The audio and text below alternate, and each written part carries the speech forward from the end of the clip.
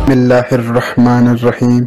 हुजूर नबी करीम सल्लल्लाहु अलैहि वसल्लम ने अपने प्यारे चचा जान हजरत अब्बास रजी अल्लाह अन्हो से फरमाया, ए मेरे चचा जान, क्या मैं आपको अता न करूं, क्या मैं आप पर एहसान न करूं कि जब आप ये अमल करें तो अल्लाह तबारक व तआला आपके गुनाहों को बख्श दे और आपके तमाम सगीरा गुनाह पर कलम उफू फेर दे। उसके बाद फिर नबी करीम सल्लल्लाहु अलैहि वसल्लम ने उन नवाफिल का इरशाद फरमाया जिन्हें सलातुल तस्बीह के नवाफिल कहते हैं, यानी कि सलातुल तस्बीह की नमाज। लिहाजा उन नवाफिल का आप भी उस रात में जरूर एहतमाम करें।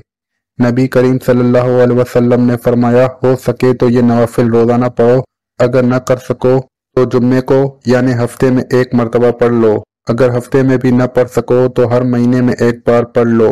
अगर महीने में भी नहीं पढ़ सकते तो साल में एक बार पढ़ लो। लेकिन अगर साल में न पढ़ सको तो कम से कम अपनी पूरी जिंदगी में इन नवाफिल को एक मरतबा जरूर पढ़ लो। अल्लाह तबारक व तआला उन नवाफिल की बरकत के साथ तमाम सगीरा गुनाहों को बख्श देता है और फिर ये नवाफिल आप किसी भी वक्त पढ़ सकते हैं। लेकिन असल मकसद ये है कि जिस तरह से हम बाकी बहुत सारी इबादत का एहतमाम करते हैं तो इसी तरीके से हमें शब कदर की रात में भी इन नवाफिल को जरूर पढ़ लिया जाए, क्योंकि उनकी फजीलत बहुत ही ज्यादा बयान की गई है और उनके पढ़ने का तरीका भी निहायत ही आसान है।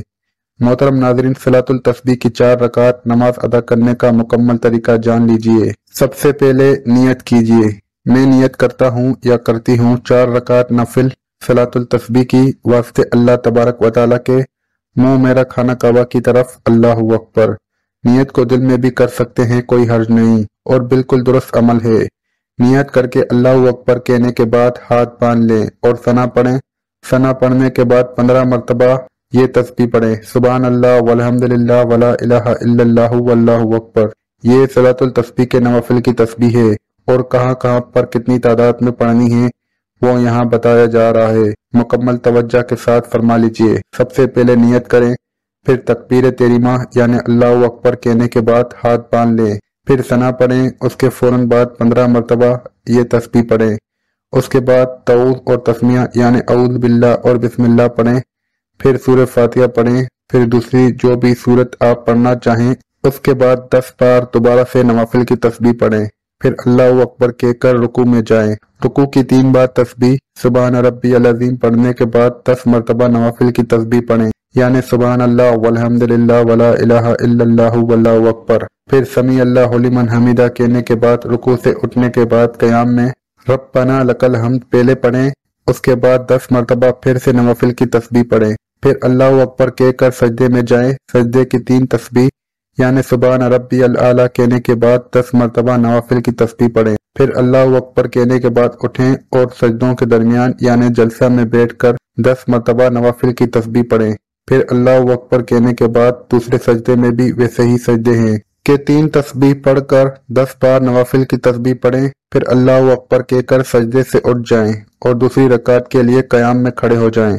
इसी तरह से पहली रकात में कुल 75 मरतबा नवाफिल की तस्बीह अदा हो जाएगी। दूसरी रकात में भी सबसे पहले 15 नवाफिल की तस्बीह के बाद सूरह फातिहा, फिर दूसरी सूरत, फिर 10 बार नवाफिल की तस्बीह, फिर रुकू में भी 10 मरतबा नवाफिल की तस्बीह, फिर क़याम में भी 10 मरतबा नवाफिल की थी, फिर सजदे में 10 मरतबा, फिर जलसे की हालत में 10 मरतबा, फिर दूसरे सजदे में 10 मरतबा नवाफिल की तस्बीह पढ़ें और फिर अत्तहियात में बैठ जाएं। अत्तहियात पढ़ें, दुरूद इब्राहिमी पढ़ें, दुआएं पढ़ें और फिर अल्लाहु अकबर कहकर उठ जाएं। तीसरी रकात सना से शुरू करें जैसे ही पहली रकात की थी और बिल्कुल फिर से पहली और दूसरी रकात की तरह तीसरी और चौथी रकात मुकम्मल करें। फिर अत्तहियात में बैठ जाएं और अत्तहियात के बाद दुरूद शरीफ और दुआ के बाद सलाम फेर लें। जब आपसे 4 रकात नमाज नवाफिल यानी सलातुल तस्बीह पढ़ चुके होंगे तो उसकी हर रकात में 75 बार नवाफिल की तस्बीह पढ़ चुके होंगे और यूं ये तस्बीह 300 मरतबा मुकम्मल हो चुकी होगी। ये 4 रकात सलातुल तस्बीह पढ़ने के बाद जितना ज्यादा हो सके दुरूद शरीफ पढ़ें। दूसरे जिक्र अज़कार कलमा तैयबा यानी ला इलाहा इल्लल्लाह पढ़ें। आखिर में ये भी जान लीजिए कि लैलतुल कदर कैसी होती है, यानी लैलतुल कदर की क्या निशानी होती है। सालिहीन के तजुर्बात की रोशनी में ये बात मालूम होती है कि इस मखसूस रात में फरिश्तों के नज़ुल की वजह से एक खुसूसी राहत और सुकून महसूस होता है, दिलों पर रफ्तारी होती है। इस मखसूस रात की सुबह को जब सूरज निकलता है तो वो 14वीं के चांद की तरह बगैर किरणों के होता है।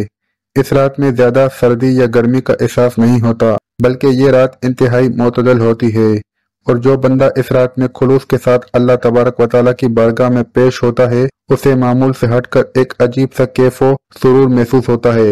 اس پر ایک وجدان سی کیفیت طاری ہوتی ہے۔ حضرت عبداللہ بن عباس رضی اللہ عنہ فرماتے ہیں کہ ایک بار حضرت عمر فاروق رضی اللہ عنہ نے صحابہ کرام رضوان اللہ علیہم اجمعین سے شب قدر کے بارے میں سوال کیا تو سبھی صحابہ کرام نے مختلف جوابات دیے۔ پھر آخر میں حضرت عمر فاروق رضی اللہ عنہ نے بذات خود ارشاد فرمایا کہ آخری عشرے کی 27ویں، 28ویں اور 29ویں کو شب قدر ہوتی ہے، لہذا ہر مسلمان کو چاہیے کہ شب قدر کی فضیلتوں، رحمتوں، برکتوں اور سعادتوں کو حاصل کرنے کے لیے زیادہ سے زیادہ قیام کریں، کیونکہ یہ رات ان راتوں میں کوئی بھی رات ہو سکتی ہے۔ اللہ تبارک و تعالیٰ کو راضی کرنے والے بن جائیں۔ اللہ تبارک و تعالیٰ سے دعا ہے کہ ان تمام باتوں پر عمل کرنے کی طاقت عطا فرمائے اور شب قدر کی رحمتوں سے بہرہ مند ہونے کی توفیق مرحمت فرمائے، آمین یا رب العالمین۔ محترم ناظرین، کمنٹ باکس میں اللہ تعالیٰ کے 99 ناموں میں سے ایک نام ضرور ٹائپ کریں۔ اللہ حافظ۔ اس رات کو غفلت میں گنوانا ہی نہیں چاہیے۔ 27ویں رات تو خصوصاً